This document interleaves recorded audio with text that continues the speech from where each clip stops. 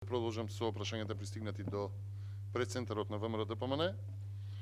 Од редакцијата на вечер повторно упатуваат прашања во однос на развојот на настаните со директорот на Струшката клиника, поврзан со неколку сериозни индиции за несовесно работење.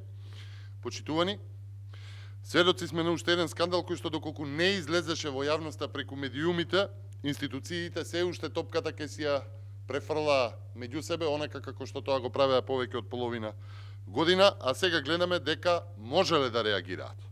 Тоа покажува само едно и води кон индиции дека директорот на Струшката болница ужива заштита.